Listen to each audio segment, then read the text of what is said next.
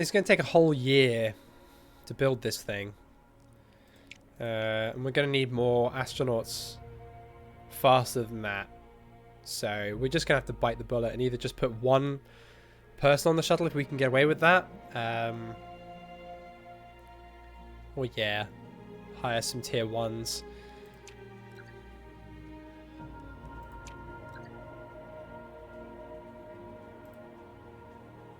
If astronauts share the same talent tier, mission training bonus increased by 100%. Can we just stick a single... Oh, we need 2. Ah, that's annoying. Still, share the same talent tier, so tier 1. So we can hire another tier 1 person that's just really cheap. Start each task with +1 power, that's pretty good. 10% science reward. Each task with +2 power. See, this is the guy that I want to hire. Right, but... you just hire a cheaper one. We can always fire them later. It doesn't cost that much to hire these people, so... yeah, what's the payload reliability of this one? Not amazing. The extra power would be nice, I think. So, yeah. Let's grab you. And assign these two. And then do payload. And then launch it in May. Perfect. Okay. And we finished our deep space network. Ooh, bounty of science from Mars samples. Yeah! It's resulted in an astonishing 50 scientific papers with no sign of the rate of publication slowing down. It is only possible due to having access to the samples on Earth.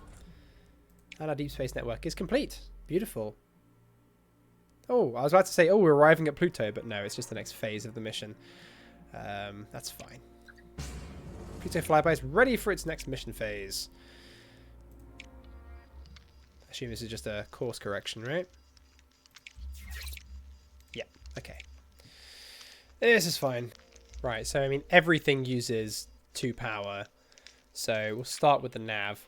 That gives us options then to do a few more things. It's the heat's reset to 0 each time, so it doesn't really matter what we do with that. So yeah, let's do that. Cool. Try and keep the amount of power we're using to a minimum. We've got a fair few turns here though, so I imagine we'll be fine.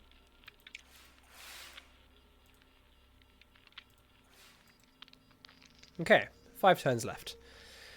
This just needs to be done twice. We only need 2 spare navs, that's fine, but we need 4 extra data, so we need to get to 22 and 18. The best way of getting comms is doing this a bunch of times. That needs more data and nav.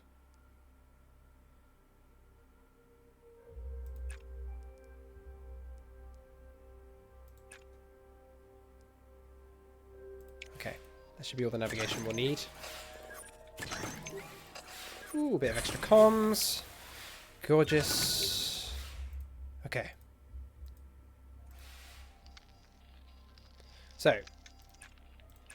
Boom. That's all the comms we need. Then we just need a little bit more data. Yeah, this will be fine. Okay. I'll be very annoyed if I fail this mission. Because this and the Rosetta mission that are basically just all we have to complete before I complete the game. It would be great to do all the milestone missions. We have time, like we're far enough ahead, so we might as well. As I said, I'm in no rush to finish the game. Just want to do it all. I want to see everything. And also, I'm a bit of a completionist, so I want the achievement.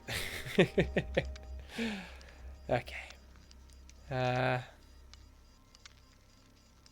We've got everything we need, actually. We just need a little bit more data and a bit more nav. So if we do that, then that's it. Oh, no, we need a bit more comms next turn. That's fine. We can do that.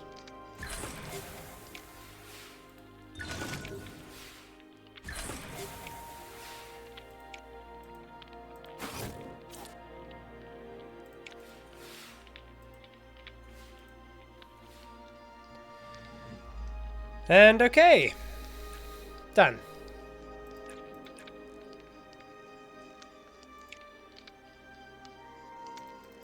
What doesn't matter about the heat, does it? It just ends early. And at the end of the turn, if it's not met. 20, 18, 9, sorted. Ta-da! We're on our way to Pluto. Next stage is the actual arrival, which is not for a while, I don't think. Yeah, not for a long while. Okay. 2003. Hasn't gone up that much. We're not doing any like massive flagship missions. None of them are finishing for a while yet anyway, so just got to sort of twiddle our thumbs. So this conference center is done. And then, yay, no cost to moving buildings. Beautiful. What does the conference center even do? It allows you to propose joint missions, plus 10% total rewards from successful joint missions. Okay, I guess that's worth having. This deep space, well, space science libraries is not really worth having at this point. Would have been good to have it earlier, I think, increase support, but, you know, support rewards for missions, I don't know. This late in the game, not too bothered about it.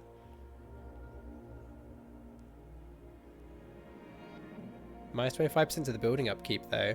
You just have to research everything in the tree, though, to do that.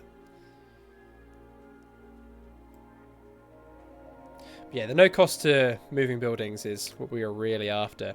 So that means now, what we want to do, I think, so mission control expansion. Let's move this to like there. I don't think we can get any adjacency bonuses anywhere, really. We could rearrange like the whole base, but I assume, does it take time to move?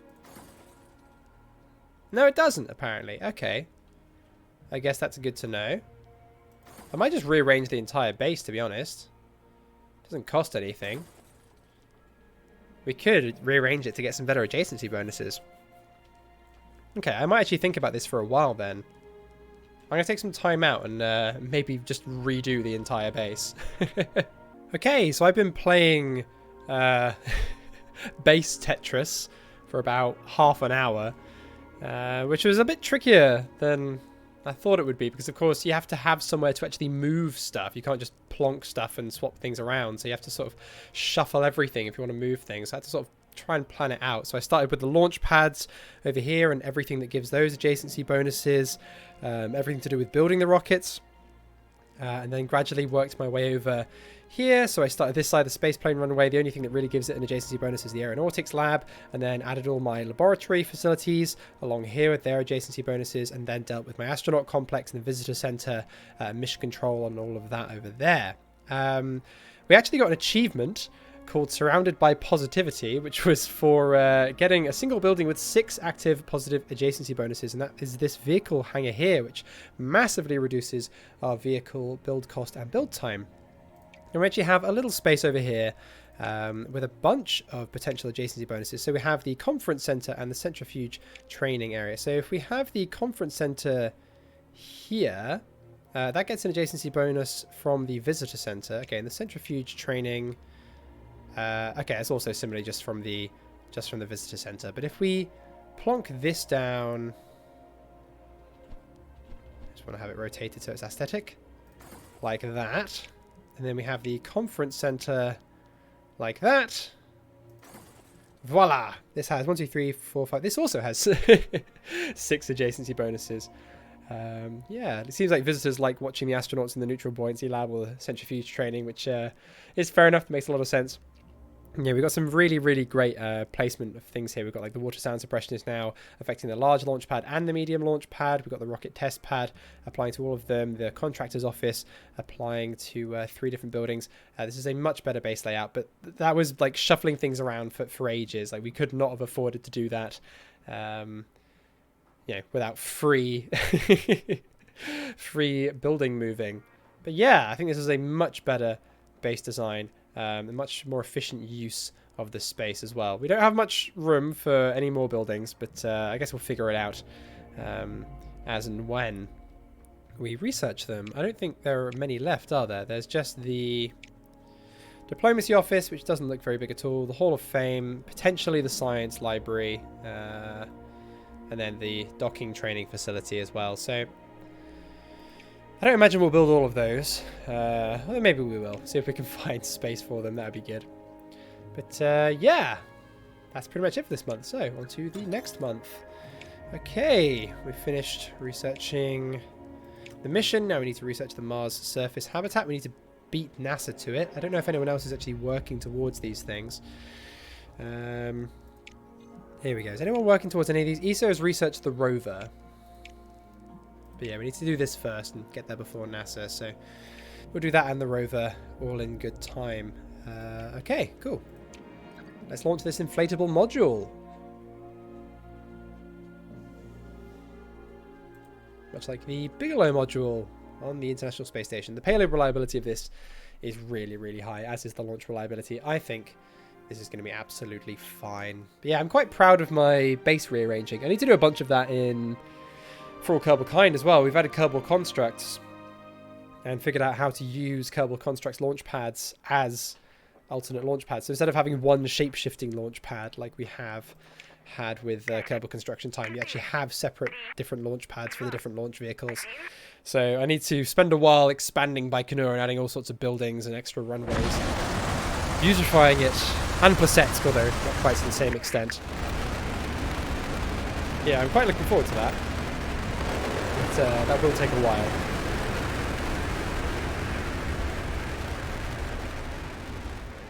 And we have another secure launch. Wonderful. Okay.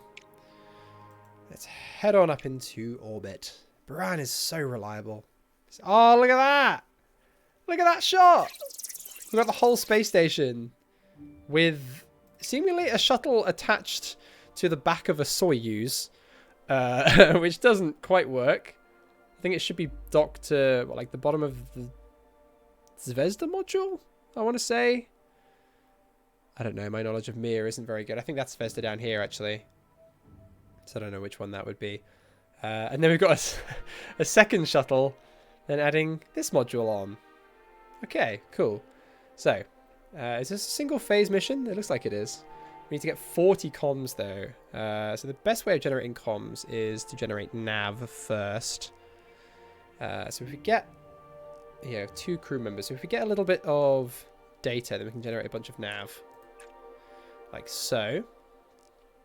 Then use that. Generate comms. We also need to get to 10. Thankfully the drift isn't changing, but we need to get to 10 drift. We don't have many commands each turn, though, so not ideal. But as first turns go, I think that is fine.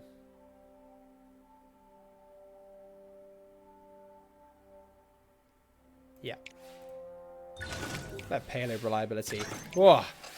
If I fail this mission, it's going to be entirely due to my own incompetence, not down to bad rolls.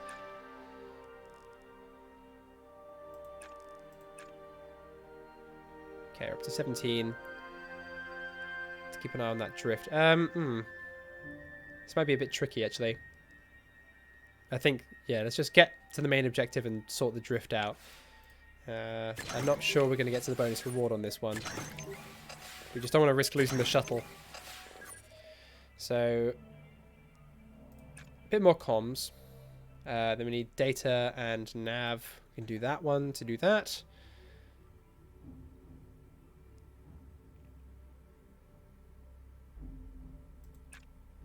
And that's that. Okay, so that's the main objective achieved.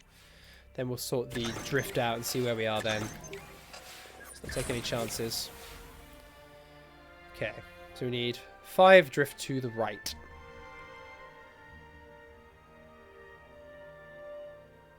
We need to do 6 to the right and then 1 to the left. So we have to do this one. Yeah, we don't have many options here.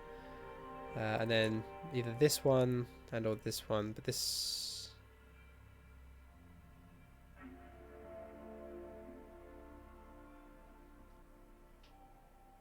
is a bit more useful.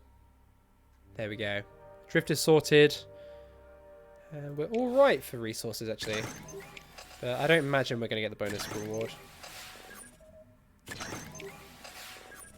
think we maybe could have done with some more experienced crew members, but as I said, we're working on getting tier 3 astronaut talents. But there's no way we're going to get that building built before this mission. This is cool though, seeing 2 shuttles at a space station. That's awesome. So we need 3 more nav and 8 more comms.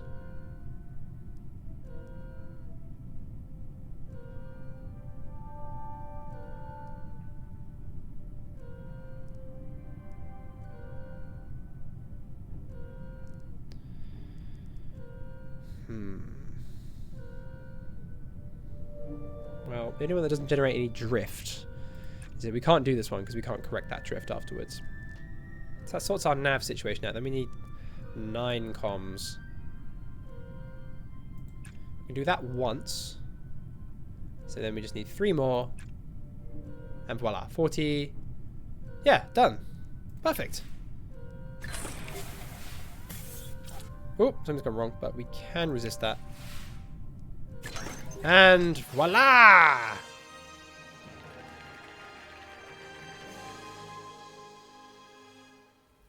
That space station's getting a little on the crowded side. Cool. Beautiful. Bunch of science from that. Okay, so they're up on the space station for a while. Has that made the space station even bigger? No, I don't think it has. Or has it? Let's have a little look. No, it hasn't. The shuttle just seems to be in a different location. Yeah, that shuttle was definitely not in the right place. It was on the bottom of a Soyuz or a Progress, which is not somewhere that they can dock. Right, we're working on that one. Oh, look at that money. To be fair, we don't actually need huge amounts of money. Although actually we will do for the Mars missions. So let's plan this mission. We need a Voskhod. We could do it with a Soyuz.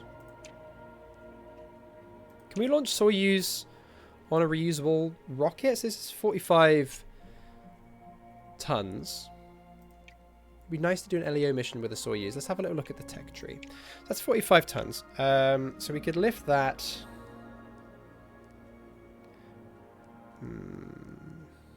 Here we go. We need an L3. What's the mass of this? 420,000. Or a Yenisei, which is much lighter and has a higher capacity. So we could do it on a Yenisei, which is 65 tons capacity, but its mass is 140. Could we lift that on a Wyvern? No. No, there's seemingly no way we could actually launch a Soyuz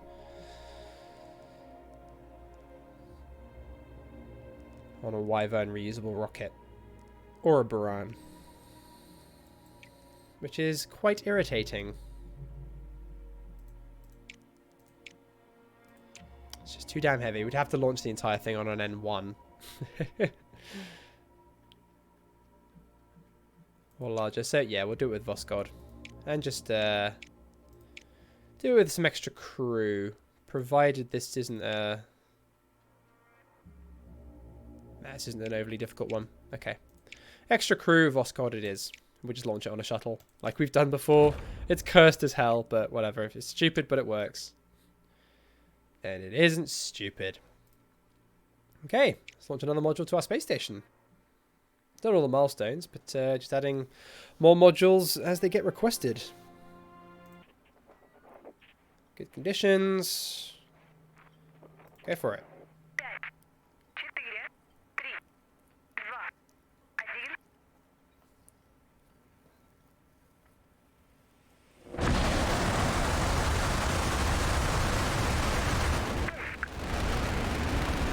We're really making these space shuttles pay for themselves.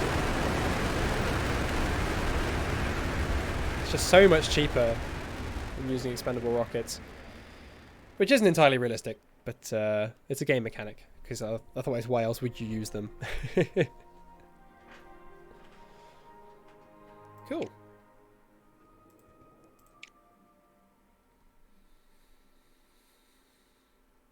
Yeah, that shuttle is not docked in the right place. Not at all. Okay. This is a 2-phase mission, it seems. It's slightly more difficult and requires an extra crew member.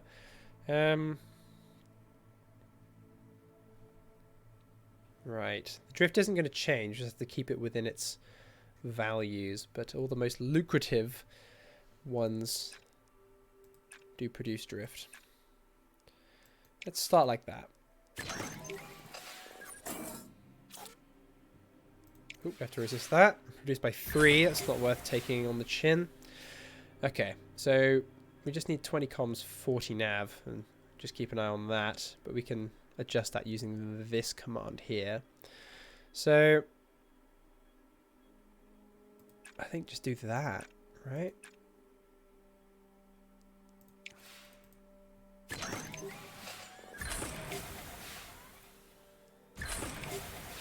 Okay. Now let's get some comms. That's overcompensated for our drift, but at least we're at the objective now. But at least the comms is...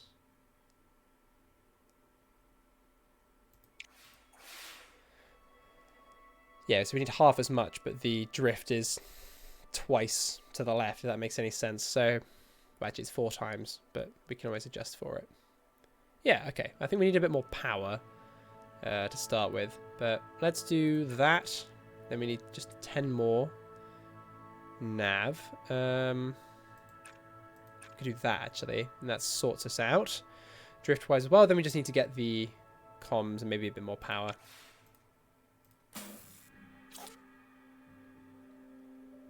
We can accept that one.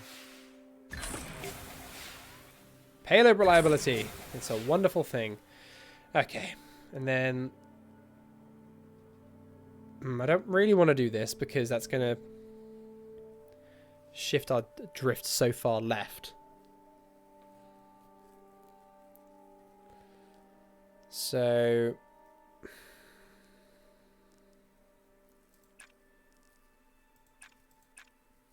we just do that. And then do that once more. Yeah, that works. I think we can afford that, actually. Yeah, we can. Cool. Okay, and then all we have to do is that. And then that. 20, 40. Drift is fine. Recharge. Perfect.